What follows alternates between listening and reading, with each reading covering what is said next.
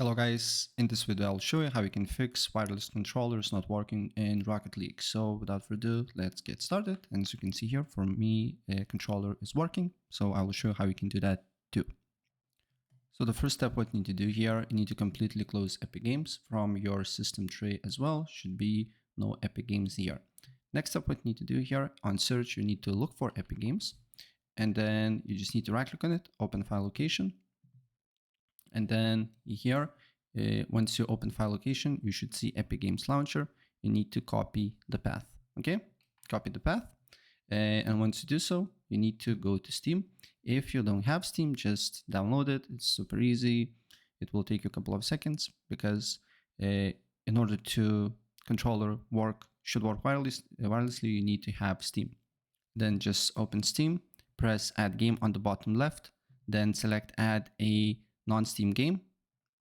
Then here you need to press browse and then just look for basically just paste the path that you just copied and then look for Epic Games Launcher and then press open and Epic Games Launcher should appear, and then you just need to press add selected programs, and then you need to always launch Epic Games Launcher through Steam in order to controller work wirelessly. Wait for a couple of seconds until it loads up, and then just launch Rocket League and your controller should work.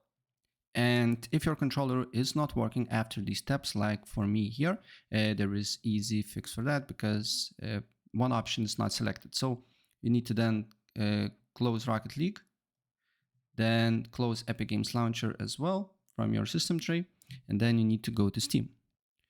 On Steam, you need to go to Steam settings, and then you open up this window here, then go to controller here, and then make sure PlayStation controller support should be enabled without support or enabled. So select whatever you like here, and then again, launch Epic Games Launcher through Steam, and then go to Rocket League. And now as you can see here, my controller is working. So yeah, that's basically it. If I help you out, please press like and subscribe for more. Take care.